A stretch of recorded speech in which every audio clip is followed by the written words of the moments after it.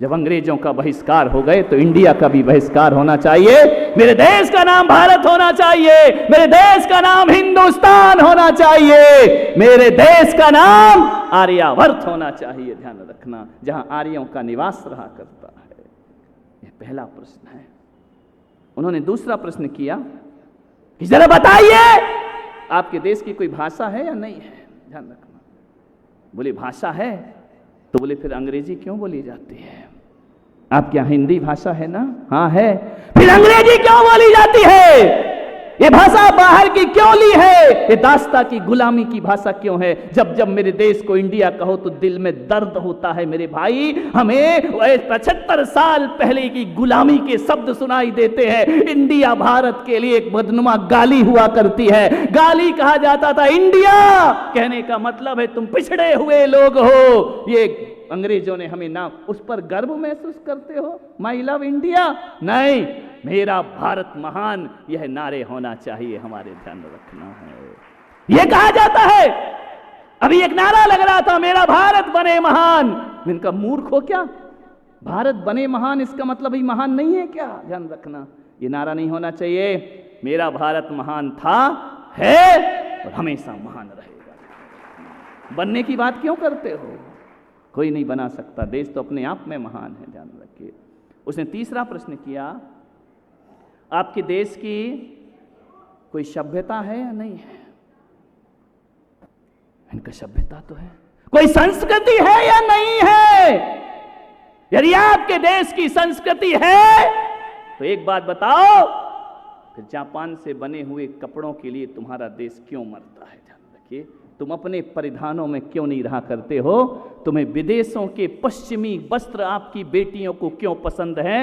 ये विलासता के कपड़े आपको क्यों पसंद है? यदि आपके देश का कोई परिधान है तो हिंदुस्तान का परिधान हिंदुस्तान में पसंद क्यों नहीं किया जाता है? ये बताइए। बताओ, सोचो, आज हमने तीनों चीजें दांव पर लगा दी हैं। आज ऐसे वस्त्र पहन करके हम घूमा करते हैं जो हमारे देश की संस्कृति को, सभ्यता पर प्रश्न चिन्ह लगाती है। स्वामी विवेकानंद विदेश गए प्रवचन करने, उनके भगवा वस्त्र देख करके किसी ने कहा कि ये सभ्यता है तुम्हारे देश की, ये पहनावा है तुम्हारे देश का, ये परिवेश है तुम्हारे देश का। स्वामी विवेकानंद ने क्या हुआ? बोले पिछड़े हुए गंवार लोग हैं भारत के। स्वामी विवेकानंद ने कहा गंवार लोग नहीं है। ध्यान रखना, फर्क इतना है कि तुम्हारे देश की संस्कृति, तुम्हारे देश का स्टेटस, तुम्हारे देश की ऊंचाइयां एक दो कौड़ी का दर्जी बनाता है, और हमारे देश की ऊंचाइयां हमारा चरित्र दिया करता है, कपड़े नहीं दिया करते हैं। ध्यान रखना, क्या दीवाने लोग थे वो। ध्यान, स्वामी विवेकानंद गए थे विदेश में, एक जगह गए, क्या देखा उनने कि गीता नीचे रखी है, उसके ऊपर बाइबलों का ढेर लगा हुआ है। मान्यवर, जब वो किसी लाइब्रेरी में गए तो उनसे कहा गया, देखो तुम्हारी गीता के क्या हाल है। वो सबसे नीचे रखी है, उसके ऊपर कितनी किताबें दूसरी रखी हैं। मालूम है, विवेकानंद जी ने कहा मेरी गीता नीचे ही रहेगी। क्या स्वाभिमान थे इनके, मेरी गीता नीचे रहेगी। बोले क्यों? बोले सारी दुनिया के जितने भी धर्म है ना, उन सब की नींव कोई है तो गीता हुआ करती है। जिस दिन नींव का पत्थर हट गया उस दिन सबको गिरने में ज्यादा देर, उनको तो वहीं रहना चाहिए। ध्यान रखना मान्यवर, सोचना है आपको, विचार करना है, चिंतन करना है थोड़ा सा। कैसे वो लोग थे? मैं आपसे पूछना चाहता हूं, एक प्रश्न आज मेरा आपसे है, हिंदुस्तान से, भारत से है। 3 प्रश्न तो उसने पूछे, एक मैं पूछता हूं, तुम्हारे देश की सभ्यता क्या है? यदि अहिंसा आपके देश का आचरण है तो फिर इस देश में इतने बूचड़ खाने क्यों हुआ करते हैं? ध्यान रखिए, पहला प्रश्न है देश की सरकार से। यदि सत्यमेव जयते हमारे देश की पहचान है तो फिर झूठ क्यों बोला जाता है? ध्यान रखिए, क्यों बोलते हैं झूठ लोग? विचार करिए, इतना झूठ, इतना झूठ केवल पुलिस थाने में लिखने के लिए है, सत्यमेव जयते हृदय में लिखने के लिए नहीं। सत्य अहिंसा का दुनिया से केवल अब इतना नाता है, सत्य अहिंसा का हमसे केवल इतना नाता है। दीवारों पर लिख जाता है, दिवाली पर पुत जाता है। ध्यान रखिए, क्या यही हमारी सभ्यता है? यही संस्कृति है?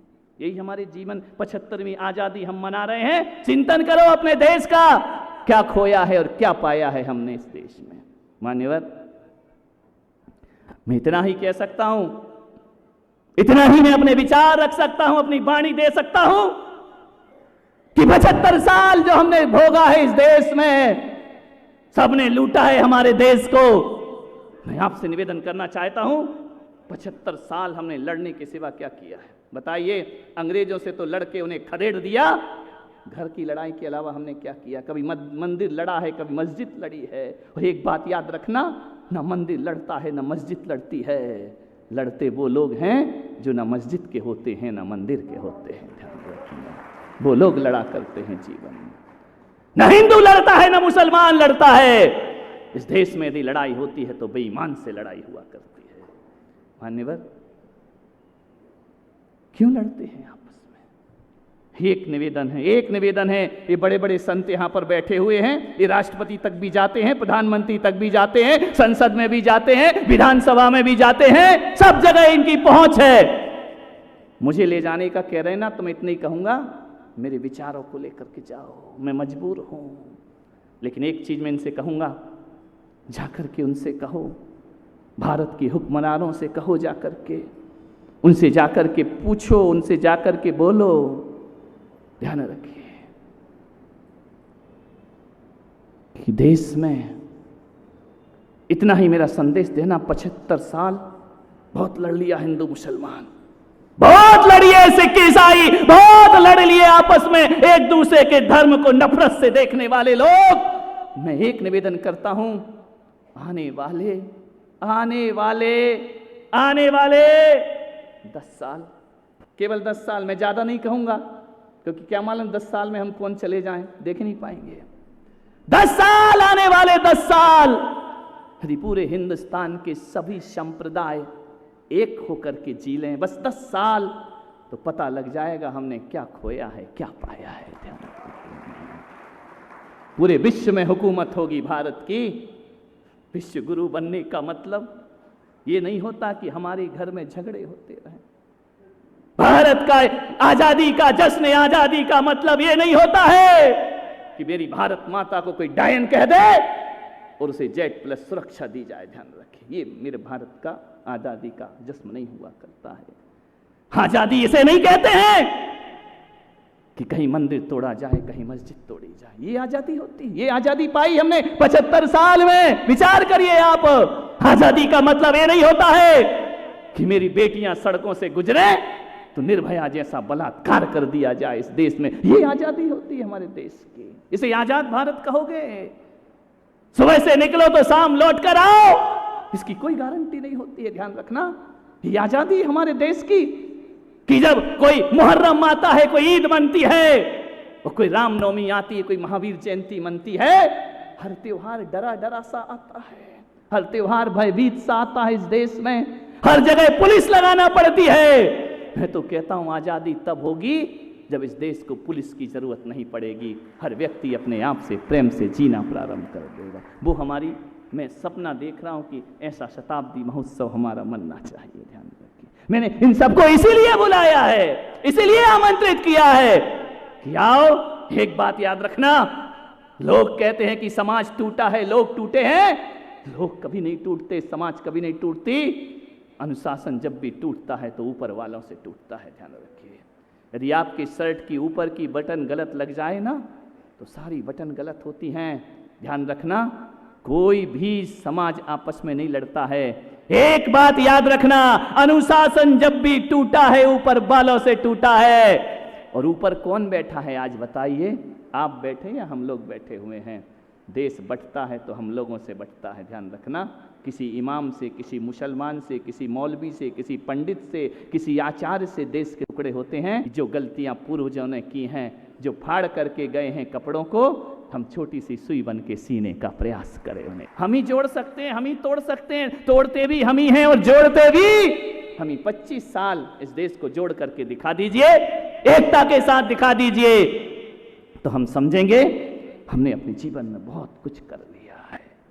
मान्यवर, भारत माता के टुकड़े टुकड़े मत होने दो, मजबूती के साथ रहो। ध्यान रखना, कुछ भी कर लो, कैसा भी व्यवहार कर लो, दूसरों से उम्मीद मत रखो, पड़ोस से कि वो हमारे देश के लिए कुछ करेगा। हमें ही अपने वतन को मजबूत करना पड़ेगा। ध्यान रखिए, ऐसा ना हो कि दो की लड़ाई में तीसरा लड्डू खा जाए। दो हलवाई लड़ते हैं तो तीसरा खाता है। ध्यान रखना, ये आज़ादी बरकरार रखिए, बलिदानों से मिली है। उस आज़ादी में सब ने बलिदान किया है, सब ने कुर्बानी दी है अपनी। ध्यान रखिए, ऐसा माहौल हमारे देश में बनना चाहिए। वह सब संत मिलकर के बना सकते हैं।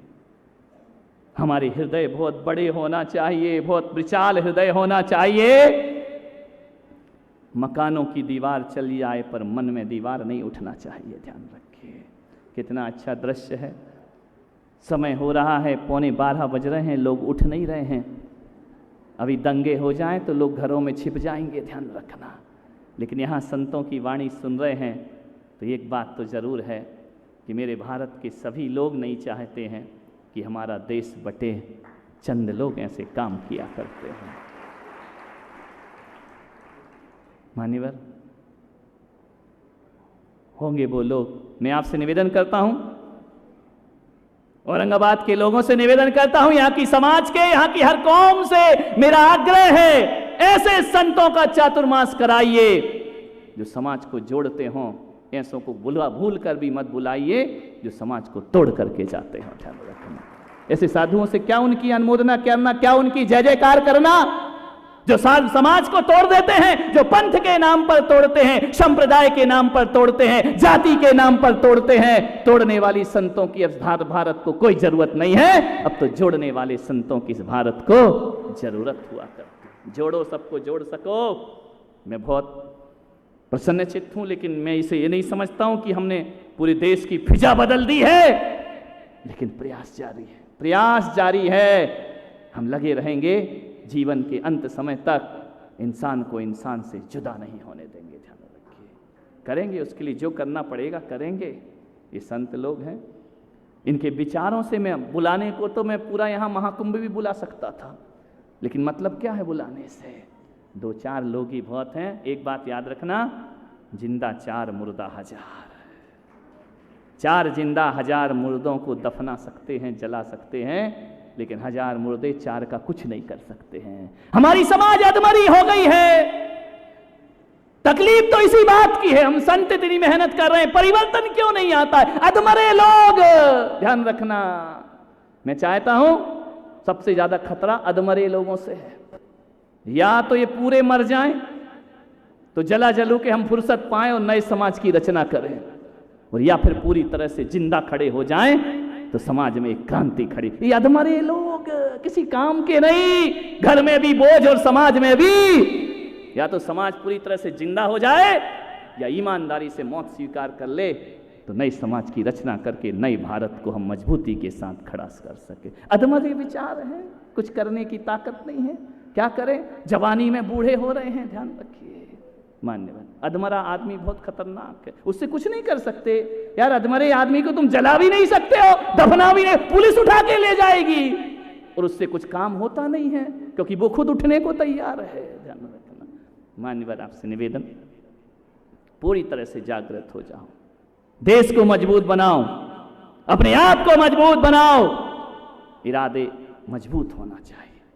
भगवान महावीर जिन्होंने अपने जीवन में, पूरे जीवन काल में जोड़ा ही जोड़ा है, उन्होंने इंसानों को तो क्या कहते, उनके समो शरण में सांप और नेवला भी एक साथ रहा करते थे। ध्यान रखना, शेर और गाय एक घाट पानी पिया करते थे, जिए और जीने दो का संदेश देते थे। आप बताइए, जिस महावीर ने समाज को जोड़ा ही जोड़ा है, आज हमने समाज को तोड़ा ही तोड़ा है। ध्यान रखना, बांटा ही बांटा है, टुकड़े टुकड़े किए हैं।